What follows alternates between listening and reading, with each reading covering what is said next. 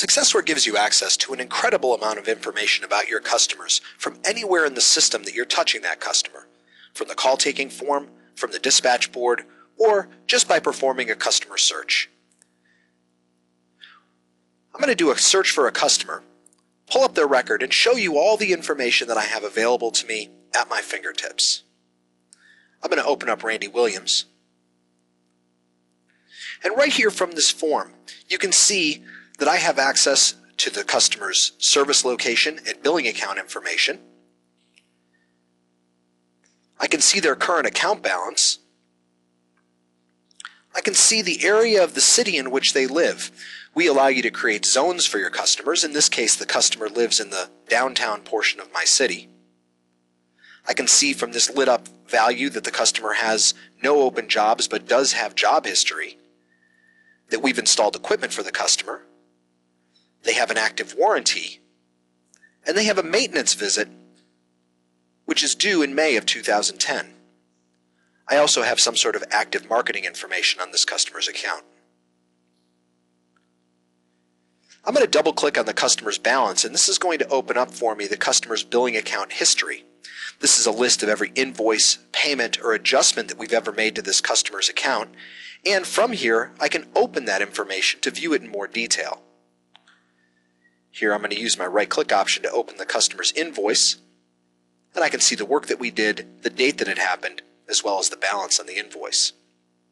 I'm going to double-click on the History button, and this is going to open up the customer's location history window.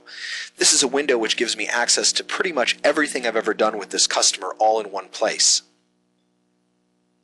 You can see here from this service history list that when I select an individual piece of history, over on the right-hand side we can see the original job instructions as well as the work that was completed on that job.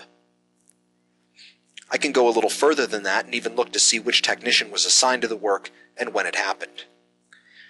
I can select the customer's equipment list, and in a quick way I can see what equipment they have on the account as well as the age. And if a piece of equipment has a warranty, I could look to see what kind of warranty that is and when it actually expires. The next piece of information is a quick list of the customer's agreements. The active agreement is going to show me when their upcoming maintenance visits are due. I have access to any marketing lists that we've made this customer a member of. We can look at when those were created and when those were sent out. And in this case, I can even see an opportunity that we've added to the customer's account. In this case, we added a note to send them a thank you letter after performing an installation.